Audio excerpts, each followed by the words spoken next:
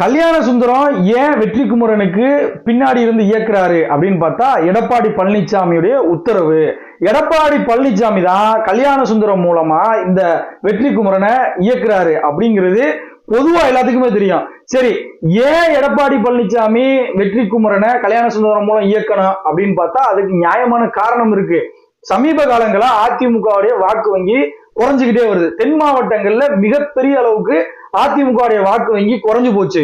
இந்த வாக்குல எங்க போகுது அப்படின்னு பார்த்தா அது நாம் தமிழர் கட்சிக்கு போகுது அப்படிங்கிற ரிப்போர்ட்டை கல்யாண சுந்தரம், அதே மாதிரி அந்த அதிமுகவுடைய ஆதரவாளர்கள், அப்புறம் சவுக்கு சங்கர், இவங்க எல்லாம் எடப்பாடி பழனிசாமி கிட்ட சொல்றாங்க. எடப்பாடி பழனிசாமி அப்பதான் ஒரு ஸ்டாண்ட் எடுக்கிறாரு, நமக்கு தமிழ் தேசிய ஆதரவு கொண்ட ஒரு வட்டம் தேவை, ஏன்னா நாம் தமிழர் கட்சியில் இருக்கக்கூடிய சீமானை நம்மளோட சேர்க்க முடியாது, அப்ப இந்த இயக்கத்தை, அதாவது இந்த குழுக்களை நம்ம பின்னாடி இயக்குவோம் அப்படிங்கிற முடிவுக்கு அவர் வர்றாரு. அதனாலதான் கல்யாண சுந்தரம் அவருக்கு